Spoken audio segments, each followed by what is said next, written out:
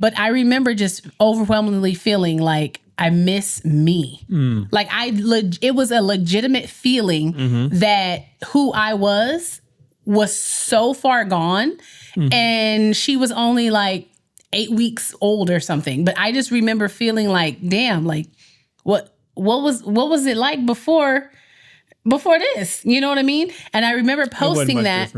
I remember posting that, and all my friends, like coworkers, friends, everybody was like, we know exactly how you feel.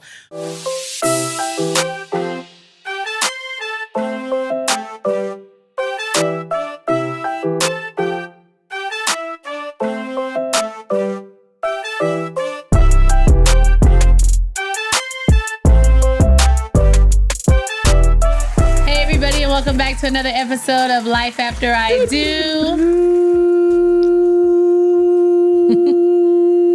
You know the drill. With Nisha G and Molito. PYT. Pretty young thing. TFC. To the love and care. Hey, Booskies. Hey. My ear itch. Ooh. What that mean? Somebody talking about me. Somebody talking about you? Somebody talking crap out there in the world. Stop talking crap, you crap talkers.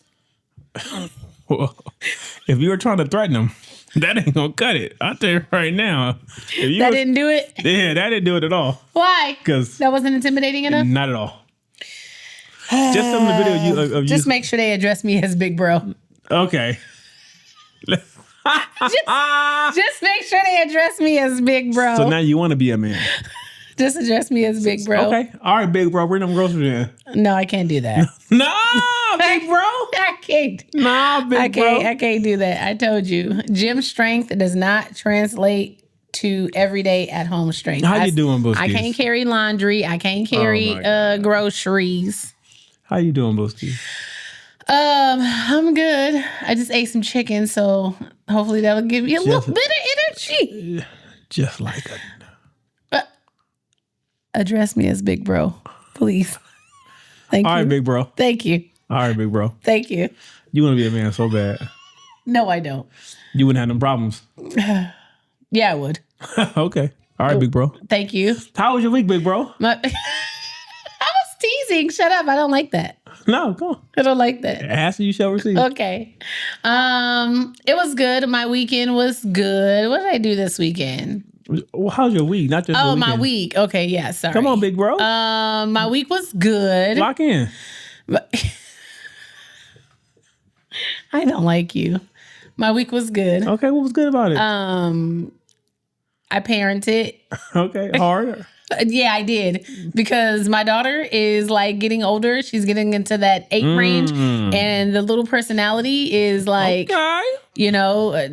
She hit you with the okay. No, she hit me with a lot of different things. And I'm like, girl, I need you to roll it back. Baby girl. Roll it back just a little bit. Where is my toothless 4-year-old? Gone. Because I'm gonna need her to spin the block one more time. You have a sassy, back talking, almost 8-year-old. Oh my goodness! It's but why? And then that doesn't make sense. Excuse me, you're 7. It makes sense if I tell you. It makes sense. Hold on, big bro. You can dish it, but you can't take it? Because those are all things you say. That's different. But why? Why, Maurice? But why? That doesn't make sense. That's different. Oh, so when you say it's I'm cool. having a conversation with another adult. So it's cool when you do it. Yes. It's a problem when she does it. Oh. Exactly. Now that we've got that out of the way. You know what her response to that would be?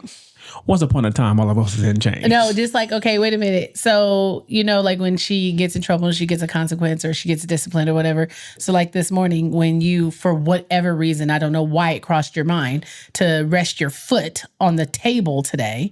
And she looks at me and she was like, is dad going to get a consequence? Yes. Yeah. The consequence is I'm going to put my foot down because I pay for everything. And I was like, no, he's not going to get a consequence. And she was like, well, he should get a consequence because he did something he wasn't supposed to. First of all, literally, that's what she told me. She was like, he he should get a consequence because he did something that he wasn't supposed to. First so of all, she was trying to give me back what we gave her last night because we were like telling her like, oh, you made a poor decision. So your poor decision has a consequence and you did something where you knew that you weren't supposed to do. Like you knew you weren't supposed to do it. And so when he did it, she was like, he should get a consequence because he basically knew that he wasn't supposed to put his foot on the table. First of all, big bro. Okay. Let me start here. First of all, big bro, daddy don't get consequences because daddy sets. But see, sets that's the precedent right that's not the type of above parenting I think you want to set your grounds on. Because look here, around here, my role is big bro as the provider, and I make sure everything is running here. Mm-hmm. I get grace. You don't have to follow rules that you enforce? No, I get grace. Mm. It was just my knee was hurting. I had to stretch it out. I played basketball. On the kitchen table where we put our food. Okay. Correction. It's crazy. Which is true. Crazy. I put my foot on the kitchen table. Like, hold on. Her and I both were in awe because we were Let me finish.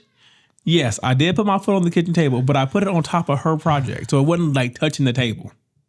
Okay. It's your foot on the table. I don't think whether it was on top of a mat. My foot was clean. Or it doesn't matter. It was the kitchen table where my foot eat. is clean. First of all, we don't eat here.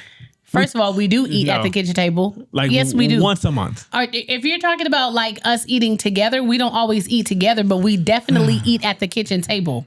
Are you done? No, I'm not done. Are you done? So we don't eat at the kitchen table? Yeah, babe, we do. No, I'm asking. Yeah, we do. Nobody eats at the kitchen table, Maurice? She does because she has to. Okay, and you eat at the kitchen table at times. You eat at the kitchen table in the morning when you have breakfast. But where I put my foot, nobody eats there. Okay.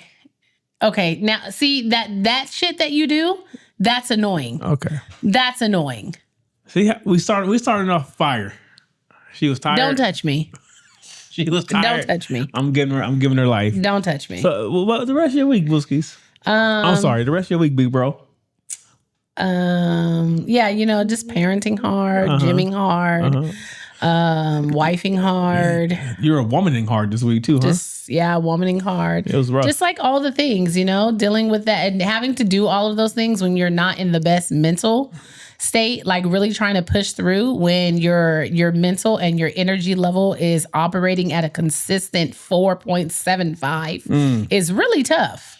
That's wild. It's wild. I mean, you wouldn't know anything about that because as you stated when you were getting ready for work, it's nice being a man where I'm constantly riding a straight line. Hormonally. Yeah. Mentally, I'm not. Oh, okay. I'm all over the place. Okay.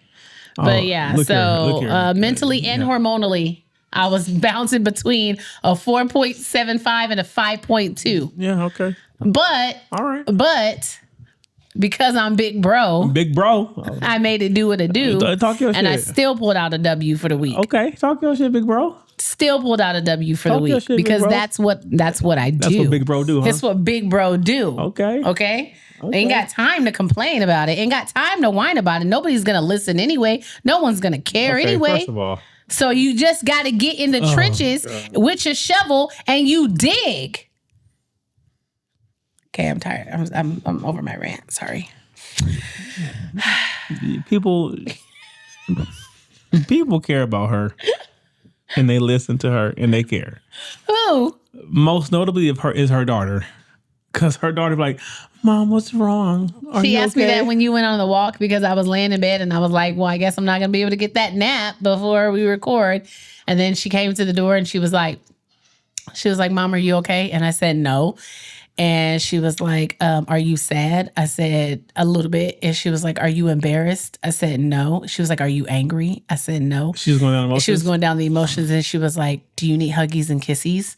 And I was like, yes, I do. And she was like, okay. And so she came and she hugged me. And so like one of the things I did with her last week when she said she was sad, I gave her a hug. And I was shaking her like this. And I was like, just give me all of those negative feelings. I was like, Mommy's just going to absorb them all and then I'll get rid of them.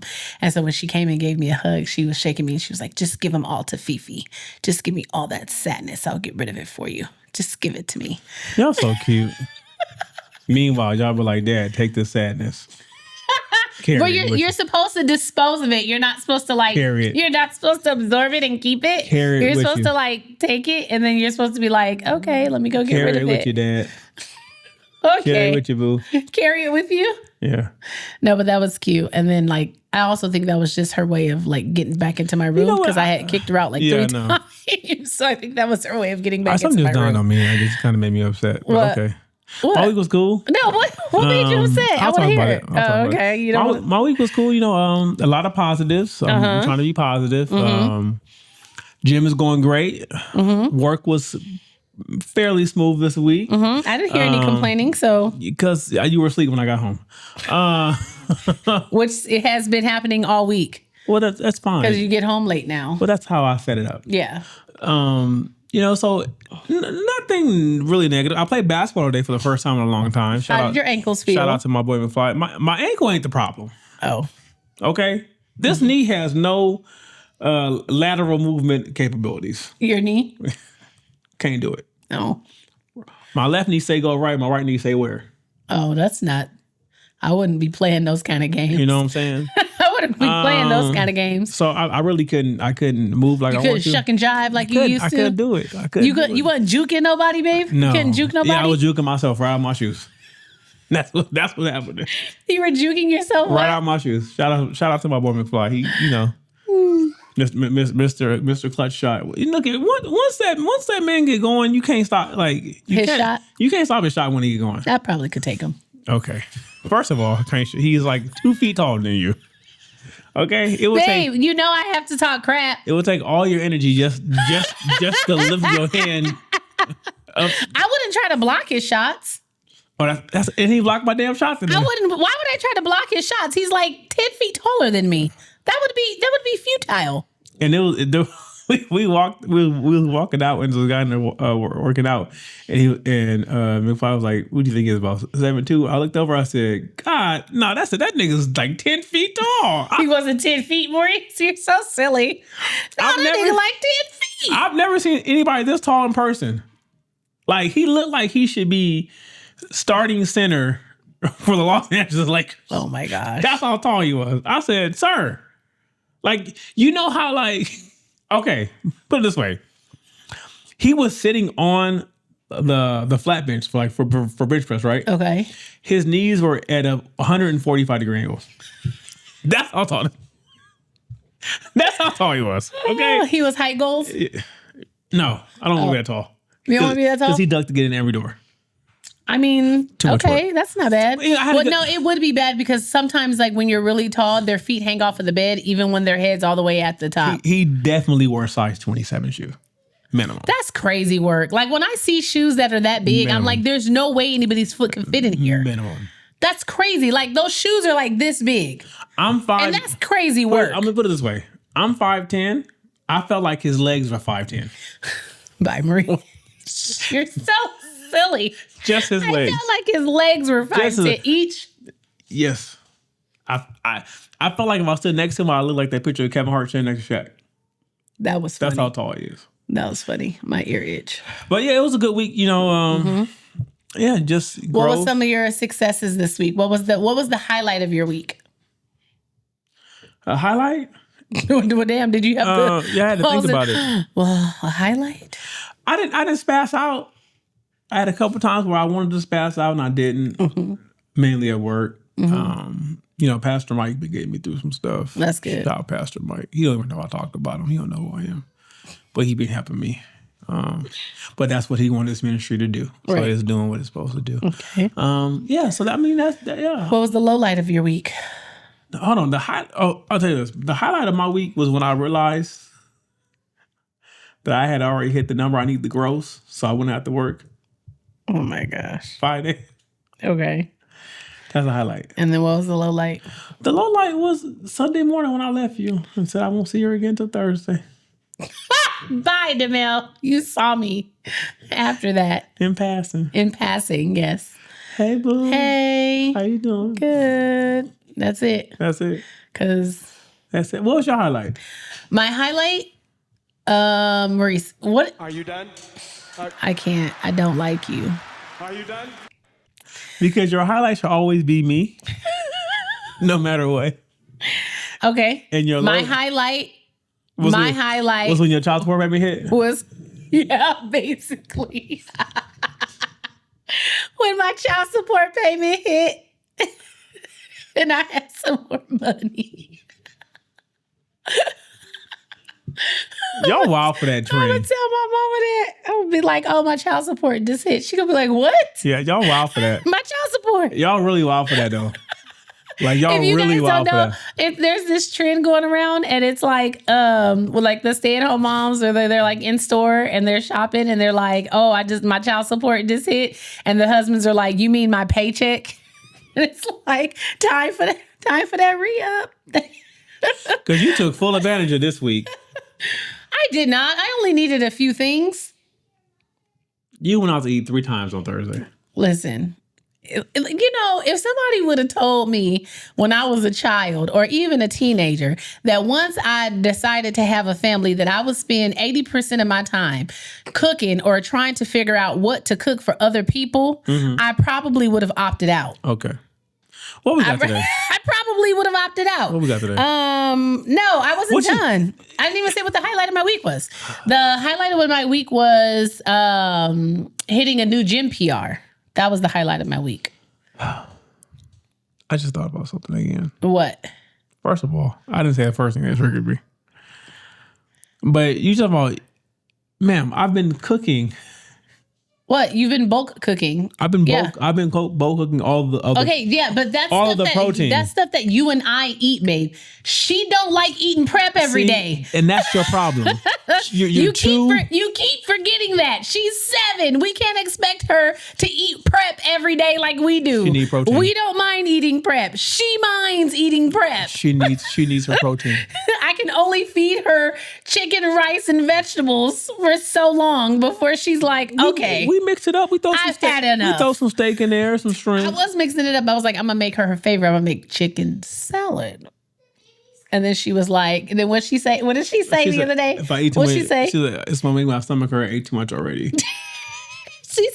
She said, when I eat the same thing too many days in a row, she said, it starts to make my stomach hurt. And then she followed that up with, I'm not saying your cooking's not good. That's what she told me. I'm not saying your cooking's not good. I'm just saying that I can't eat the same thing too many days. Because if I eat the same thing too many days, Mom, then it makes my stomach hurt. And I was like, okay. Because when you think about it, it's kind of like how you were with spaghetti before you made me stop making spaghetti, because you said you didn't like eating it for dinner. Then I would pack it for your lunch, and then it was leftovers and you have to come home and eat it again. And what did you say? I got tired of eating spaghetti. You got tired of eating spaghetti. 5 meals in a row because I don't like spaghetti. You got tired of eating it. So that's how your daughter feels. What we got today? Okay? It feels the same way. No, you asked me a question and then you just answered it. Okay, no, I answered it and then you cut it off with something else.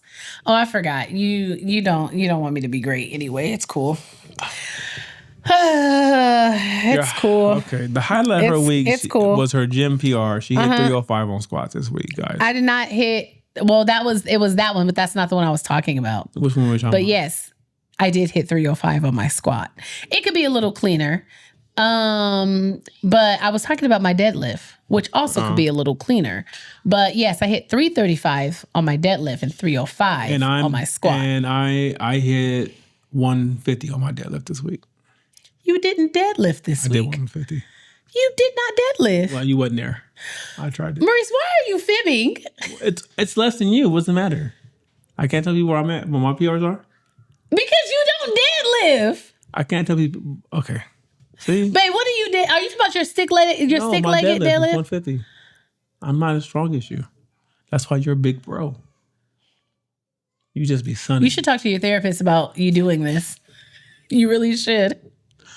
Oh, I talked to old Dr. Will on Friday. You should. I'm gonna let her know that. Nah. I'm gonna be like, this thing that he does, like this fake support thing, and then covers it up. Support? And then he covers it up with like a joke. Oh, God. I forget what that's called, what the mental terminology for that is. I am your biggest supporter. I'll be hyping you up. Go best friend. That's my best friend. That's my best friend. Hey, what we got, best friend? Okay, best friend. So if you press it, I'm going to sock you. Y'all see how she treat me? I'm gonna sock you. Y'all see how she treat me? You drive me to eat yogurt. Do I? Yes. Do it and I'm gonna pinch you. Press it and I'm gonna pinch you. What was I saying, babe? I'm not gonna say anything because if you do it, if you press that button, I'm gonna pinch you. I'm not gonna press it then. No, I just wanted to talk about, independency in Is that a marriage. It is for me today.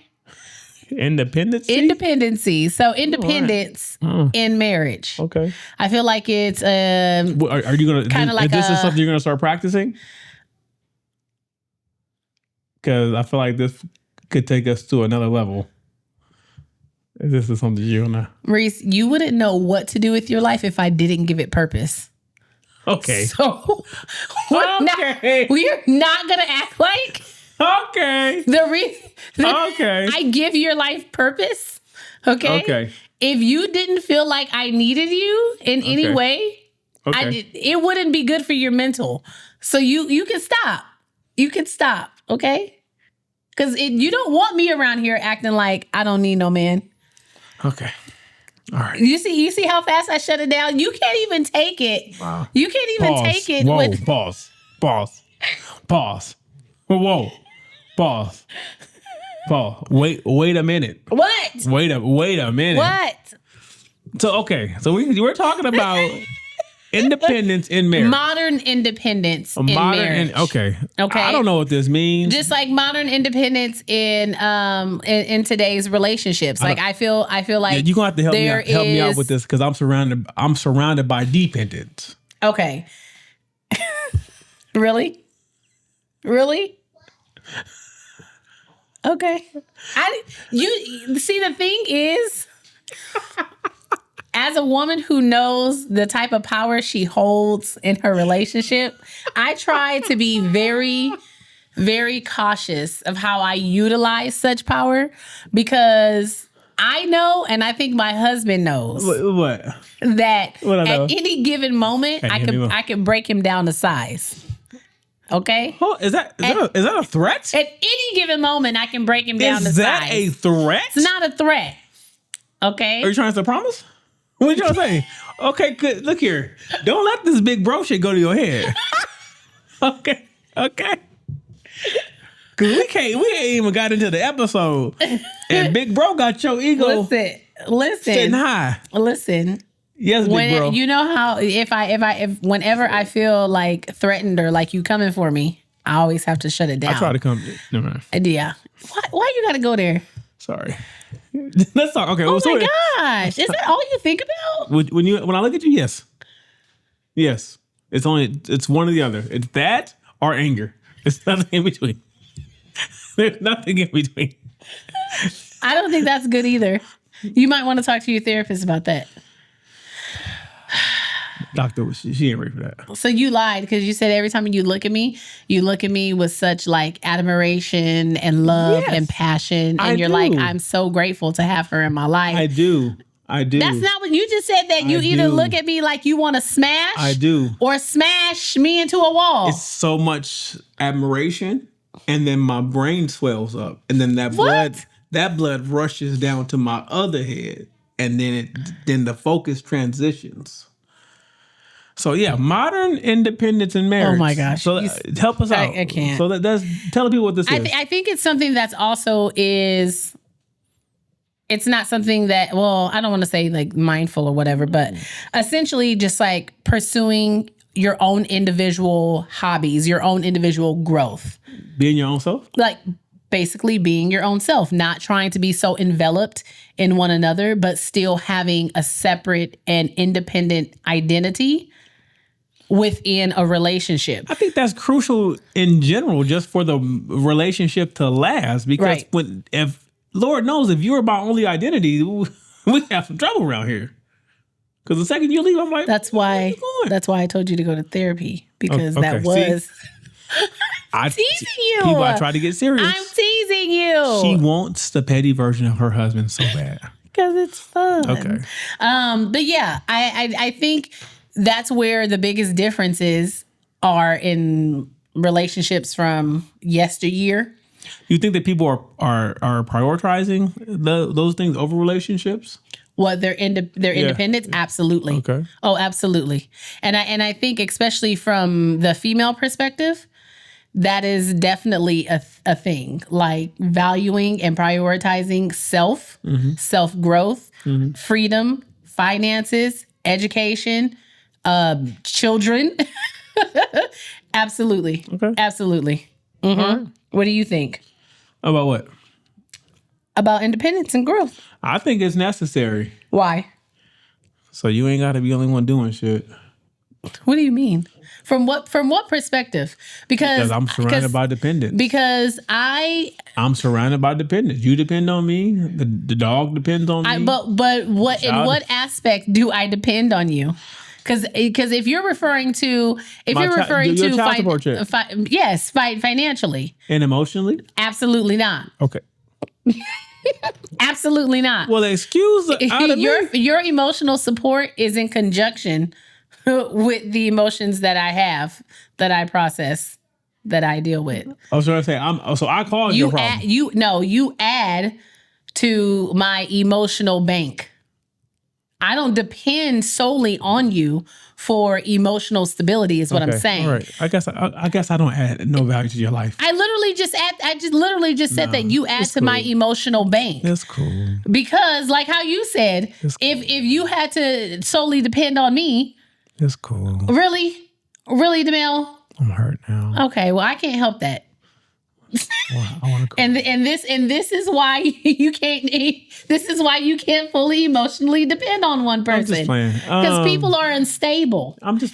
People are unstable. Yes, you're very unstable. Yes, and if I had to rely solely on you for just emotionally, look here, right? I would starve. Okay. Okay. First of all, that's a bit much. That's okay. You know that's. I'm sorry. I'm tired. Come on now.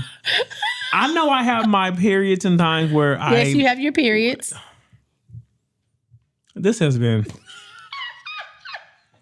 I know that there are times in which I'm solely focusing on my turmoil and my trauma and what I'm processing, that I don't see the world of our marriage outside of my own personal struggles, and that I am trying to get better at, but I think that's just part of life. Sometimes I get tunnel vision because because in my mind I'm carrying the weight and the potential success or failure of so much on my shoulders that I don't always see outside of myself to see what it is that you're portraying or what it is that you need. I admit that. I'm trying to get better. But sometimes life is a journey. Sometimes life be life and I can't always. Absolutely. But, at the same time, I think I do the same thing in a different way, whereas I choose not to put certain emotions on you or certain stresses on you so that I don't add to your daily load. So I think it's kind of like it's kind of like we both do it to each other in a different way. And I do think part of that is about us trying to be both emotionally self-sufficient and independent in that way. Now, I don't think that when it comes to the definition of what modern independence of marriage is, I don't think that we necessarily hit all of these points. Like I for one, I'm not autonomous. I need you. Autonomous? I need you. Okay. I need you. Like I could do it. You want me. I could do it. But I don't want to do it. Right. It's like it's not. My presence makes it better. Right. My presence makes it better. Now the financial freedom part, that's me. That's me. That's me. And I mean, as hard as it is to admit, you are. 23 years, you are a part of my identity. Absolutely. You are definitely a part of my identity. I'm not your identity. No, but you're I am, yes. You're a major part of it. I make up the fabric right? of your identity. Now, my personal growth, my growth journey that I have been on, it's been something I've been doing solely. Now, I give you insight to what I'm feeling or where my life is heading and where I'm going to make sure that to make sure that the direction I'm walking still aligns with the direction you want me to walk or you want to walk. Or where I would like to go. Right. Yeah, because that's important. That's important. Because if you keep going down the yellow brick road, right, and I want to go down the teal, right, we're gonna have So have I some would say, issues. like, out of the list, with the list being personal growth, identity, autonomy, financial freedom, emotional self-sufficiency, I would say that I am attached to you permanently when it comes to identity and autonomy. Okay. Those two things for sure. Now, the other three, personal growth, financial freedom, and emotional self-sufficiency, those are things that I do try to keep in-house and regulate myself. And I do believe that I've done a fairly good a fairly good job. And the same can be said for you. I don't really think, you don't really come to me with emotional things until it's like on you. And a lot of times when I do pick up on it, I can see the shift in your demeanor and in your character, and sometimes like your shoulders just hang low. I said, my baby need a hug. My baby need cuddles. I need hugsies and kissies. She ain't gotta talk about it. She just want me to hold her. She just want to hold her. Sometimes it's just like sometimes I tell you, sometimes I just need to cry. Let me get a cry. Like today when you laid on my chest and I just rubbed your head and gave you kisses. And I almost went to sleep. I know. I was like, you got to walk the dog. So let me get up. You have shit to do. Because you done put me in your bosom. And now I'm sleepy. Yeah, but I think, here's the thing too. I think that each person in a relationship should have some sense of independence. Okay. In the relationship, True. right? Because like how you said, like for even though we were just joking or whatever, me being able to depend on you solely for emotions or emotional support or emotional stability or, like finances, all of which could be kind of dangerous to not only put all that responsibility and load on one person, right? But now you're also leaving somebody in control of major aspects of your life, right? So, I mean, yes, I depend on you financially, but I depend on you financially, but I also do make my own money. Do you? I'm sorry, she do. I was like, excuse me, sir? You make a little odds in here. Yeah, but the point is, the point is that you have access to something that you've created. That I've created. So you still have something on the side that's still yours. That's still something. Yes. So it's like, yes, of course, I depend on you to make sure my bills are paid. You know what I'm saying? And look here, if you ever want that to change, I will not let my ego stop you. Okay? I will not let my ego stop you if you ever want that to change. Okay. But when it comes to things like your personal development, your emotional boundaries, identity preservation, stuff like that, it's important for you to have your own thing, and it's important for me to have my own thing. I love that you have something that is just for you that I can kind of like peer into or that you can share with me. Right. You know what I'm saying? Like, I don't have to be glued to you at the hip. Now, I do like that aspect of our relationship sometimes where we're just kind of like intertwingled,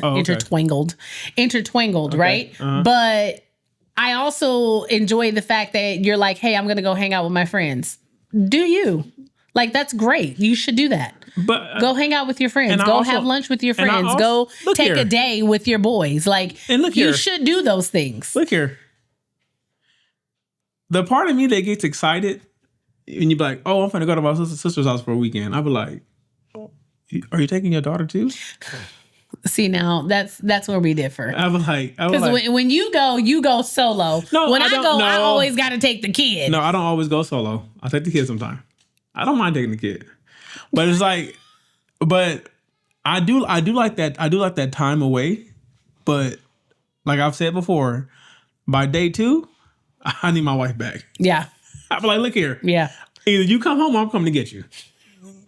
Because you didn't have 48 hours without me. Right. That's enough. Right. I done smelled your pillow. Okay, DeMille. I done cuddle with your moo-moo. Okay. It's time for you to get your ass home. The fact that he's not lying though is the part that's crazy. Look here. When my wife leaves for more than a day, I put her moo-moo on her pillow and I cuddle with it. I literally come back home and my moo-moo is on my pillow. I'm not ashamed of it. I'm my wife. Her moo-moo has her smell, has her essence. And that's what I be needing at night to sleep well.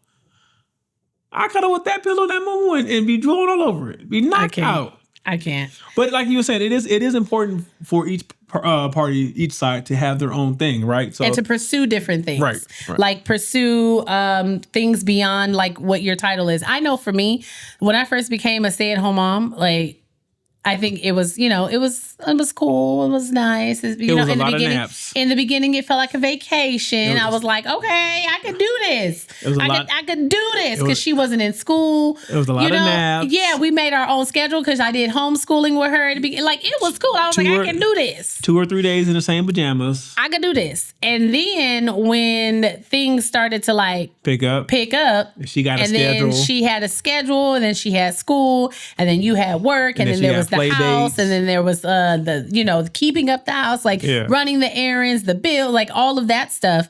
That's when I feel like that's when I got like knee deep in it, and then just being a wife and a mom really just became my personality, and that's when I started to feel like, okay, I don't have an identity for myself anymore. And I remember being out with, I forget who it was. I think it was my cousin. And we went to a friend's house, and her friend's son had asked me, he was like, oh, what do you do, Kainisha? And I just responded, and I was like, oh, I'm a stay-at-home mom. Like, just like that. And my cousin was like, you do more than just stay at home. Like, you're a stay-at-home mom, but you also run a small business.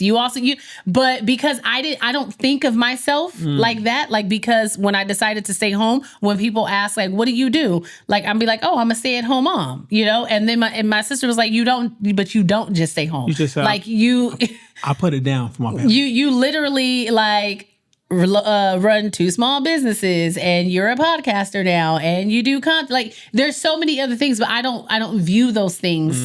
You know what I'm saying? But when I sit back and I think about it, I'm like, okay, well, yeah, I do more than just am being a stay-at-home mom or being your wife. And I think that's where trying to regain some of my independence like I had once before, because my independence for me needs to be beyond just providing financially. But I also realized too that a lot of my identity was also wrapped up in like my work brain. Yeah. my work brain. I tried to tell you. It wrapped up in my work brain. I tried to tell you. That's the part of my identity that I liked for myself, because I always said like work is for me because I genuinely enjoyed what I did. Crazy, you know what I'm saying? Crazy. So when like now how I'm trying to really get back into carving out things that are just for me, and saying no. You're trying to? No, you're doing it. Okay, well, I'm doing it, So, but it puts me in a different headspace of making sure that I prioritize things. But to that point, I will say I applaud you for that, because I know how hard it is. Yeah. Right? Because for me, for the longest time, I used to always, and I still do a little bit now, I still struggle with justifying buying myself something, right? I always do this thing in my head where I'm like, well, yeah, I want that, but do I really need it? But why are you asking yourself that? Because let me explain my process, right? So I would say that to myself, and I'd be like, well, my daughter needs this, and then I got this coming up. Oh, well, I haven't done nothing for my wife for a while. So because I do try to show you that I appreciate what you do, because like I've said many times, I don't want to do what you do. Yeah. No, zero entrance. Nada. Okay, we get the point. Nothing. She would be at daycare. I'm not doing it. Back to Mel. She would be at daycare. I'm not doing it, right? So I do think that for that point, like carving, so I've learned to like feed myself in different ways, right? So at first it was like committing to the gym, and it was like, okay, no, I'm gonna play my video games, or I'm gonna do this on Saturday. Like I remember I used to always have a hard stance of like, if I work Sunday, I'm not doing anything Saturday. Right. Like, I don't care what you have planned. Right. This is my last day. I'm going to do what I want to do. And if you have plans that I'm not okay with, well, just understand that, hey, because my brain used to work, hey, Friday is family day. I'm going to spend all day Friday with you guys. So y'all can leave me the hell alone. I'm going to do what y'all want to do. I'm going to put my smile on. I'm going to take y'all to these restaurants, because Lord knows my girls like to eat out. They like to order something. Okay? We like restaurant food. Okay. I'm gonna do that. We like the atmosphere of not being at home. I'm gonna do that, and then I may give you a little time Saturday morning, but come Saturday about noon, Daddy shuts it down. From noon until it's time for me to clock in on Sunday, it's about me. And so that used to be a hard line. It's not as hard line as it used to be because our schedules, because of our schedule. Yeah. Not only because our schedules are different, and because it just through my therapy and all that, like I really do appreciate that. Finding out that a lot of my happiness comes from being with you. Yeah. I don't want to give you too much credit, but it does come from being with you, because it does, like, you have like part of the, like, another, like, one of the points here, like, you have developed a space to where I can be vulnerable with you to a degree. I can't say I can be fully vulnerable, but I can be vulnerable with you to a degree. And I do also understand that if I need to be optometrist or be solo or have time to myself, you're willing to give that to me because you understand. So I do feel like we've done a good job of, like, balancing out each other's needs with our own individual personalities, all the while still trying to throw in the work-life balance, also trying to throw in our self-care, and at the same time being supportive to each other and what we need from each other. Yeah. And I also think, I know that some people think that if you both are kind of like doing your own thing, it can kind of create space. And you maybe like grow apart, because what's the point if he's going to do his own thing and I'm going to do my own thing? But in my mind, I feel like that makes things like stronger. I feel like that brings us together because we have something to talk about. We have something to talk about, right? And not only that, it's like if there's only one person in the relationship who has their sense of independence and who's like pursuing new goals, who's trying new things, who's on a fitness journey, and then if you're not and you're over there and you're not doing anything that's just for yourself, of course it's going to feel like distance is growing because you see your person over there and it looks like they're on this path that doesn't include you at all. And you haven't created a path for yourself. So now that's going to feel like distance. So that's why I think it's really important that we don't have to grow apart, because my biggest thing is we are individual people who are making a choice to be in a relationship. And that's all marriage is. That's it. How you make a marriage last. I'm choosing to stay. I'm choosing to be here. I'm choosing to be here. Making it easy. But just because I'm choosing to be here doesn't mean that I have to sacrifice so much of myself that I'm just unrecognizable to myself. Because I also truly, in my hearts of hearts, believe that the relationship that I'm choosing to be in is also growing me into the person that I desire to be. Oh, okay. No, she said something nice about me, y'all. Oh. Because I am allowing her to metamorphose into the lovely butterfly she wants to be. And she is going to spread her wings. I know that for me, I could be good on my own. Oh, okay, hold on now. I could. If I needed to be, I could be good on my own. I enjoy my time. Listen here, most people may not even, some people will only understand this. Only a small group of people understand this. I enjoy me. Me too. I enjoy myself. Oh, I enjoy you too. I don't have a problem going to a movie by myself, to go take myself out to a restaurant. I have no problem being in the house by myself. I have no problem being locked in a closet by myself with my Kindle and a cup of tea. It is enjoyable. Okay. I don't have a problem with myself. I will say this. But I love that I get to cohabitate with you. I will say this. I have that to a degree. I know. And that's where we differ. After about 36 hours. You're over it. I need my wife. You're over it. Where's my person? Like, I do. I miss you guys, like everything like that. Like, I love you guys to death. But I also have never really had a problem. But this tea is good. It's doing it for me. I've never had a problem being in a quiet space by myself. That's never been a problem. I am extremely grateful and blessed that I don't have to like live that way, you know. But that just, just going back to say that I enjoy having my sense of self. And I think that's what it is. Like, everybody needs to have their sense of self, my sense of self-worth, and what I know that I can do for myself, what I know that how I can enrich someone else's life through my knowledge, through like me being a friend, through whatever the case is, like I like having something that I have built, or something that I know only I can give. You know what I'm saying? Like, that sense of independence. I love that you're on your own journey with health and fitness. I'm on my own journey with health and fitness. And because we're on our individual journeys, we have things to talk about, because we're both on two completely different paths. Completely different paths. Completely different paths. Yeah, you trying to move the rock mountain. I'm trying to be big bro. you trying to move the mountain. I'm just trying to walk up. See? Two different things. So give me your thoughts about this. This is the statement. It says, the strength of a modern marriage isn't measured by how intertwined two lives are, but how much freedom each partner feels to grow individually while choosing every day to grow together. Yeah. I think we do a good job of that. I think we're on the path of that. I do think. I do. I really do. Because we come together, and then we do our thing, and then we come back. And we come back together. Yeah. And we talk about it, and then sometimes I will say this: we have not necessarily. Well, you more so than me are not necessarily afraid to try and like venture out, do more new things.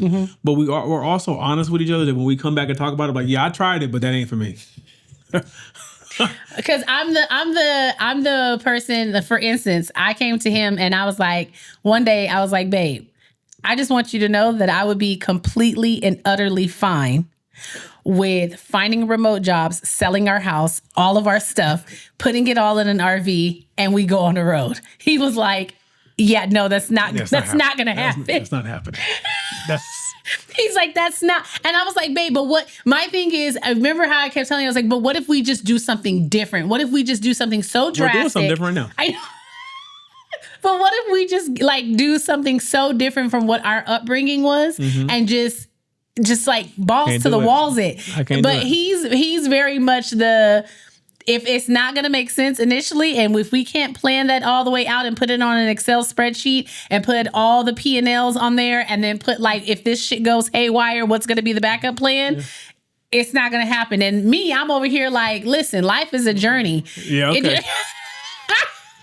Yeah. I know it's probably easier said than done, but I just feel like as long as we got each other, I mean, we gonna make something happen, and we got enough family around the world. I'm really convinced that I don't have to be homeless or hungry. Yeah. So I'm just, like, part of me is just like balls to the walls, but and that's where the balance is. You reel me in. I really do feel like, and I think you will agree, that independence and marriage can coexist. Like, you can be independent of one another and still be a collective at the same time. Right.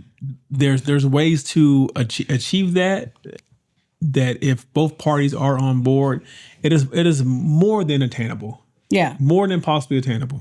But you know what? This just made me think of it. This just made me think of something else. I think it's also important to like encourage and support your partner in doing something that is for them. Right? Because if you are doing all the things, right? Like, you go to work, you pay the bills, you can pay the bills. Bye. You have your own hobbies, you go out with your friends and stuff like that. And then I'm just home, and I'm just like not doing anything. That's too much pressure on me. That's what I'm saying. And that's what I'm saying. I would think you would want to be the person to be like, babe, do something. Get a friend. I don't think the approach should be do something. Get a friend. I don't think. Happy. Join a class. Bye. But that's what I'm saying. Like, babe, is there something you always wanted to do? Like, did you want to go back to school? Because I think that would be a great time. Like, it's a great time for you to pick up some classes since you have some time at home. Or, have you, what's one of your favorite hobbies as a kid? Like, you want to revisit that? Like, it doesn't matter what it is, but doing something for yourself. And I think too, what really, made me think about it, I remember after having Fee and I was going through my postpartum, I had the overwhelming feeling of missing myself. And I remember sitting in the backseat with her while she was in her car seat, and I was posting on Facebook, and like I'm looking at her face, and I'm like, oh, my baby, like love her, love the whole thing, sitting in the backseat with my baby. But I remember just overwhelmingly feeling like I miss me. Like it was a legitimate feeling that who I was so far gone, and she was only like 8 weeks old or something. But I just remember feeling like, damn, like what was it like before this? You know what I mean? And I remember posting that. I remember posting that, and all my friends, like coworkers, friends, everybody was like, we know exactly how you feel. But it will pass. You'll be okay once everything settles in. Did it pass? Eventually. Eventually. But I'm still working on it 7 years later. 7 years later. You're still working on it. But that's why I think it's so important, because, I mean, for both men and women, but I do think especially for women, you have to have a sense of self. Right. You know what I mean? Like, and I think for us, I'm telling you, I really do, in retrospect, I really do feel like it was a godsend. That time where you went back to work and I was hurt. I got hurt at work, so I was home. And so I had her. And so like I kind of went into dealing with some of what you were dealing with, right? Because like I think she was 4 months when you went back to work? 4 months. And like, so she wasn't really crawling. She wasn't really moving. So like my first month home with her, I was like, oh, this is a breeze. Put her in the swing. Get her some tummy time. Feed her every couple hours. Right, get her some tummy time. We taking naps together. It's doing good. And then by month 6, when she was crawling, I said, I don't know what I'm gonna do with her because she won't sit still. And then you had the laundry and the house. And then she started stealing my food. No matter how much food I gave her, she would steal my food. And I was like, well, the baby got to eat, so I guess I'm just not meant to eat. Bye. The baby got to eat. Because she didn't want nothing. But I do feel like that time gave me like the perspective on like, no, it's important that, because now I was starting to feel what you felt like. Look, I need some time. Yeah. Like just being here all day doing the same thing over and over and over and over and over. Like, let me live. At least I will say this, at least when she was like 1, maybe a little over to 1, when I could actually take her out, when I could take her to the park and stuff like that got a little bit better because it wasn't just always in the house. But my dude, like, you would come home, I'd be like, oh, thank God. I remember I used to call you, look here, your schedule said you off at 7. You need to be at this door by 8:15. I don't care that you was with a client. I don't care that you had a meeting. I don't really care what was going on. You need to be home. Either you here by 8:15 or we on our way to you. I'm gonna drop your baby off, and then I'll meet y'all at home eventually. I'm gonna start. You remember I told you that? I said I'm gonna just start meeting you at the time you're supposed to clock out with your baby, and then we can just meet back at home because you think I'm playing, because you need to clock out. That's how I felt. You know what I'm saying? Except she was more newborn. You're right. Yeah, you were. And where she didn't know how to go to sleep at night. But she still don't. Yeah. And guess who still gets up? I gotta work.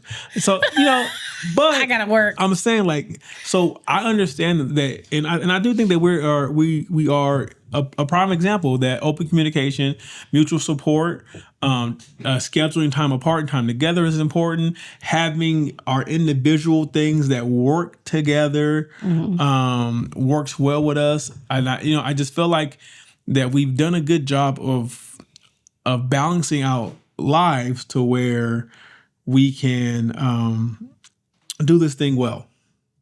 Yeah. You know what I mean? I agree. I just don't want you to lose yourself, and I just don't want to lose I'm mine. not. Because I'm in the gym. I ain't going nowhere, baby. Okay. I'm trying to be big bro. Okay, big bro. Okay, big bro. Okay, big bro. Listen, guys. The whole point to say all of this is to say she big bro. It's to say it. No, the whole point in all of this is, she don't want a little dog. She want a big dog. Is I think if everyone had more of the concept of feeling like they don't have to lose themselves and they feel that they have the freedom to be themselves and continue to do things that make them happy in their relationship, that you could have a successful relationship. That your relationship would feel more fulfilling because you're still doing you. You know what I mean? But the icing on the cake is that you have someone who is genuinely interested in the things that you're interested in. And even if they're not, they're in your corner. They're in your corner. And it's that's the support. Thing. You should not be or trying to grow with someone who isn't your biggest cheerleader. Right. So I think that's like friendship. I think that's what we just described, friendship. Because think about a friendship, right? Like you my bestie. Yeah, that's basically what it is. It's the friendship foundation. And your bestie. The friendship foundation. There it is. Oh Lord. There it is. The friendship foundation. And your bestie be getting mad when I call you my bestie, but it is what it is. Because I'm closer to you than she'll ever be. I know, but I've kind of known her. Yeah. Longer. But I've been in you. I think that was unnecessary, but But it was the truth. Yeah, it was. Yeah. Guess it was. Yeah. All right, guys. Let's head on into hour 2. Hour 2. What do we have today? Well, I don't know. Probably some mess. Some what? Some mess. Let's see. Some mess. We got some mess today. What's this one? Let's see. What do we have today? Am I the asshole for telling my fiance that I won't help pay the mortgage? Yes. You don't even know what the story is. Because I need help. It says, for some background, I'm a 29-year-old female and my fiance, who's 30, we've been together for 10 years. We had a baby back in 2020 and I lost my job around the same time. Our lease to our apartment was up and my grandma offered for us to move in with her. So we did. We basically had our own little apartment rent-free. That's living a life. Mm-hmm. I had thrown the idea of going to school out there and everyone agreed it was a good idea. My fiance paid for it and my grandma watched the baby while I went to class. I graduated this semester. I did part-time for a couple of semesters. My fiance has been making $90K a year for the past couple of years and $70K when he first moved in. He's saved a good amount of money. We agreed to wait until we got married until I finished school and we could buy a house together. We've been looking at houses more seriously for the past couple of months and found one we both loved. We started talking to a mortgage broker, and that's when he dropped the bomb on being him and only him on the mortgage and the deed. He said that I wouldn't have anything to do with it. I didn't say anything in the meeting, but afterwards I told him that I thought we were buying the house together and I'd pay half the mortgage. He said that I would be paying half the mortgage, but my name just wouldn't be on it. So I told him that would mean I'd have no right to the house, and he said, I know. He said since he saved the 40% down, that it's only fair that he has all rights to the house in case we decided to end things. I told him that if that's what he wants to do, then I'm not paying the mortgage. I said that this isn't a partnership, and if he wants his own place, that's fine, but I'm not paying for it. He called me a bitch, saying that he paid for everything for the past few years, including my schooling. I told him that I stayed home and watched our child, so we didn't have to pay for daycare, and that ended up saving us tons of money since I would have been the only able to work part-time. He said he didn't care and that I need to pay for half since I already agreed to it. So, am I the asshole for refusing to pay half the mortgage? No. That's wild. I was on the side at the beginning. Shut up. I was on the side at the beginning. But when I got the details, that's wild. First of all, let me say this. No, what's wild is he actually told her the reason why he wasn't putting her on the house. Okay. I understand where he's coming from, but I don't. I understand where he's coming from, but it's wild. Yeah, it is wild. Let me say this. One, apparently you've had a child with this woman. And they're engaged to be married. You got to engage to be married, right? Regardless of who's putting the money down, once you're married, whether she's on the deed or not, It's communal property. especially if she's been helping you make payments and she can prove that. If her money goes towards the household. So your logic is already flawed, right? Now, I understand you not wanting to, you believe you're protecting yourself because he probably feels like, look, I've saved the 40% down, but we lived with my grandmother. Right, true. But he's saying not only did I save the 40% to put down, I've also carried you in your schooling for the last however many years. Yeah. So that is probably his reason. He's felt like, well, this is like, in his mind, he's thinking, well, the least you could do is just let the house be in my name. Absolutely not. This is a purchase that first of all, listen here. I didn't say I agree with him. No, I know. But what I'm saying is when we get into this whole thing where people are cohabitating together, they are procreating together, now we're engaged to be married, I'm always going to be under the assumption that any major steps in our life that we take and we're still together, we're going to be doing it together. So there's not going to be, you're just the one who saved the 40% down payment. Okay, so you proved to me that you can save money, manage money, and pay for our household. Thank you. Now I feel more secure. But what you're not going to do is try to make it seem like what you do is yours and it's all just yours and pretend like whatever I did do to contribute for you to get there is nothing. Because you act like that you were just able to go out there and save your 40% down payment, making your $90K a year like you was out here also paying bills. Right. Because you weren't. The only way you were able to save that so fluidly is because we didn't have any major responsibilities outside our child, because my grandmother allowed us to live there rent free, which also means you probably were paying nothing but crumbs. Which means you should have more than that 40% down. Right. My thing is this. I feel like I would question his reason for wanting to marry her. Oh, it's probably because they had the baby. It's the facade. Is it the baby? It's probably the baby. Do you want a wife, or do you want to be a husband? Or they had the baby, right? And now he's feeling like big cheese. Because he feeling himself because he's financially on a good plateau, or on a good platform. Because of her grandmama. Exactly. I'm married to the wrong family. Because things is going to get real when that mortgage hit, all the utilities, your car, your baby, your wife, and then just daily stuff. Look here, ma'am, you're not the asshole. Because I'm not. And he's only making $90K? Hold on, let me say something. Wait a minute. I'm like, wait a minute, because he only making $90K? Okay. Because I see how six figures go. Stop. So baby, Stop it. Like he's gonna have to pipe down a little bit. Look here, this is wild. That's crazy work. It's crazy work. That's crazy work that he would say the least you could do is let me have that, and then called her a bitch. Damn, the mother of your child. I think Audacity is it's like 99% off. So everyone's buying it. Like everyone's getting Audacity because it's so cheap. Audacity went down, so it's like super cheap now. So like everyone has it. And obviously he bought like extra of the Audacity. Yeah. Okay. Crazy work. Okay. Am I the asshole for telling my mother-in-law that she made her choice when she chose to keep seeing my husband's ex?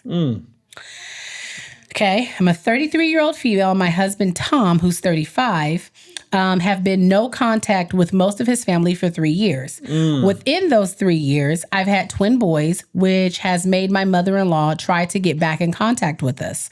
There's a lot of history, but here's a brief summary of why Tom and I are no contact at all and resolves around Tom's ex, who we'll call Talia.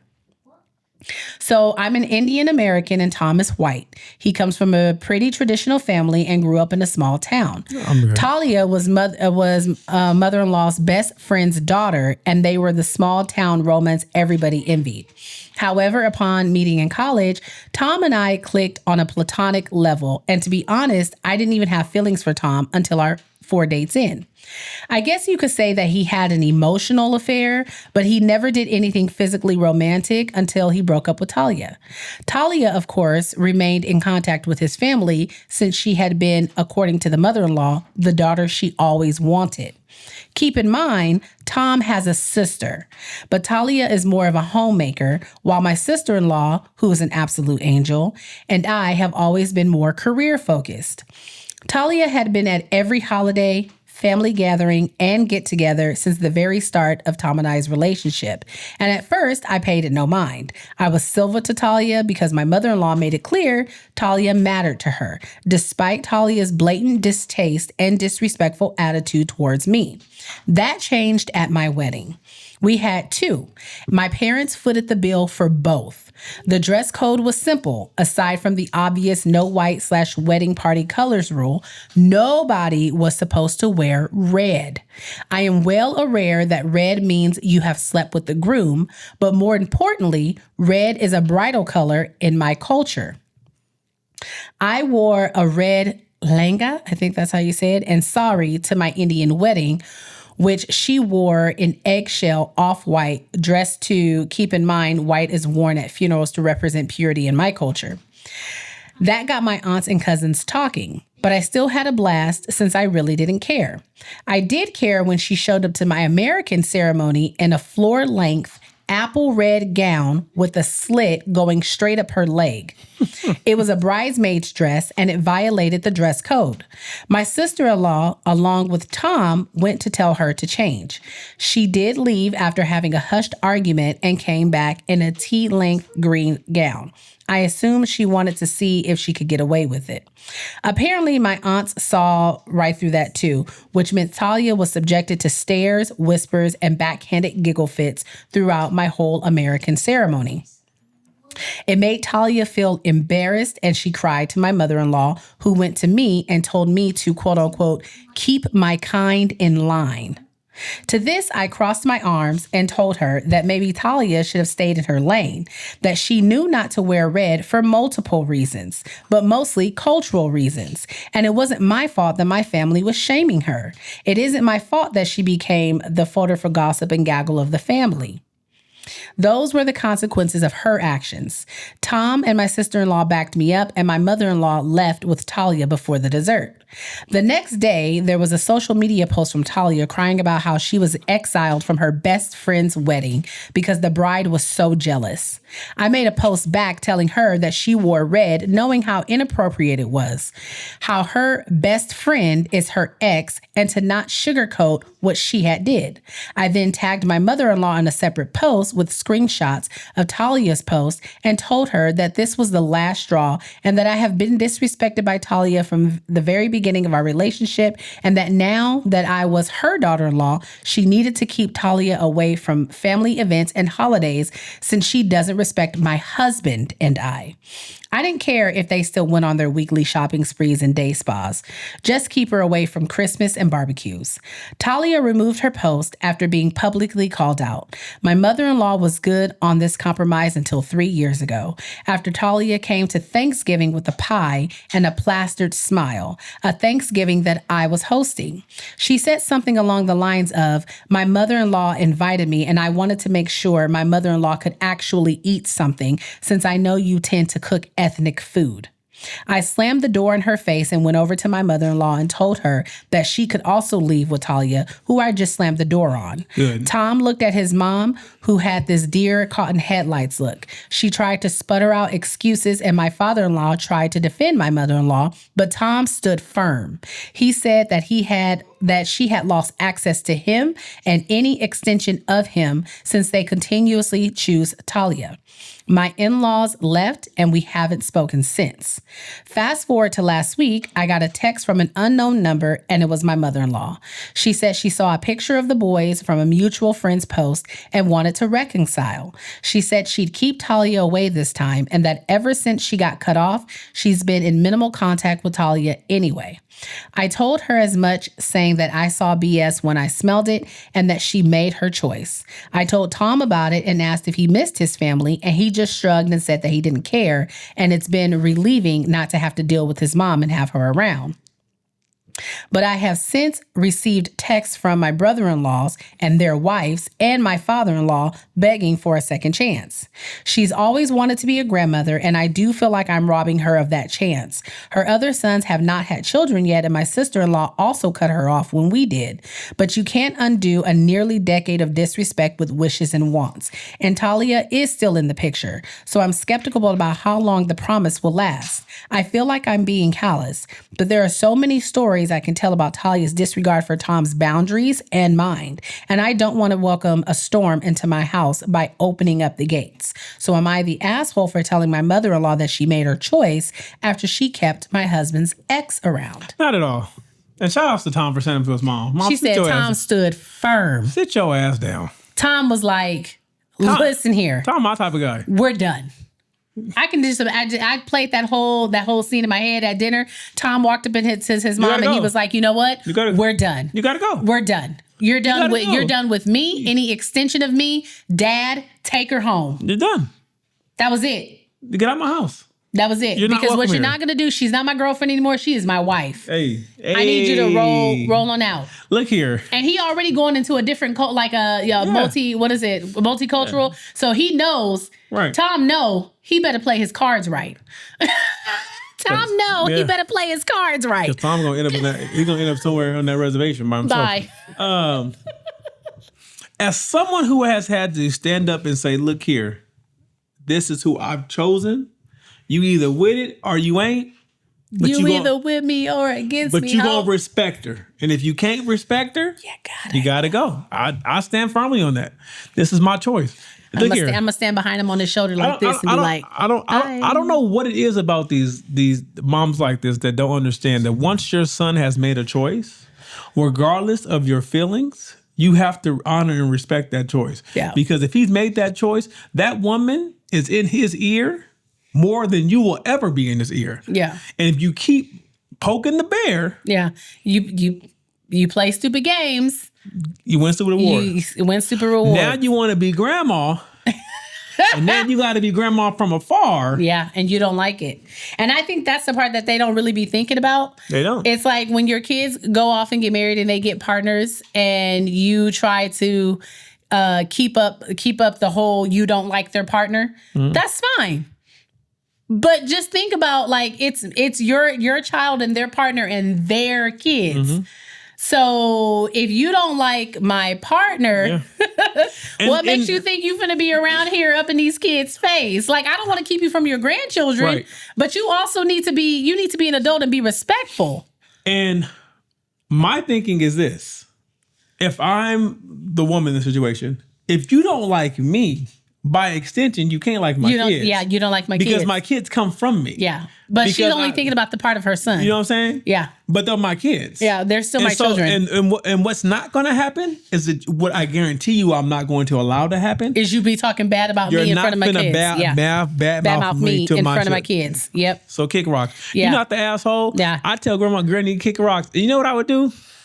Granny, kick rocks. That's crazy work. I send her a Christmas card every year with the boys on it. Well, at least she can hang up the picture, so she get to see them. Yep. And I will make sure that. But I wouldn't tell her them names. I will make sure that I make sure that they're always dressed in their culture attire. And to the brother-in-law and to the brother-in-laws, shut up. To the brother-in-laws and their wives, shut up. You still have contact with her, so if y'all want to get together and see the kids, y'all can go over there. Y'all mama done fucked up. So I get it. Apparently the only one they talk to and that they're cool with is the sister-in-law. No, the brothers and the brothers' wives were calling her basically to tell her that she was wrong for keeping the kids away from mom. Fuck them. And then none of them have kids. So fuck them. The only people that have kids is Tom and his sister-in-law, but the sister-in-law cut them off too because she was tired of their BS too. So you not only did you get cut off from your son, you got cut off from your daughter too. That's work. That's crazy. As a man who is clearly married. That's crazy work. I am a firm believer that once you get married, the family that you are creating is far more important than the family you come from. So there is no family member alive that I am related to that will ever have the possibility to get in between me and what my family is doing and who my family is. Yeah. So. Well, guys. We know that was a long one. She picked it. This has been another episode of Life After I Do. If you're not doing so already, you need to follow us on all of our social media platforms. At Life After I Do. At Life After I Do podcast. You can also write into the podcast at Life After I Do podcast at gmail.com. You get a new episode every Wednesday. Every Wednesday, good, and not the show. And don't forget to like, comment, and share. Don't be one of those weird people that are always looking at our TikToks and Instagram and don't follow. We see you. Okay, don't be weird. Just follow. Love you. Until next time. Peace, Booskies. Peace, Booskies.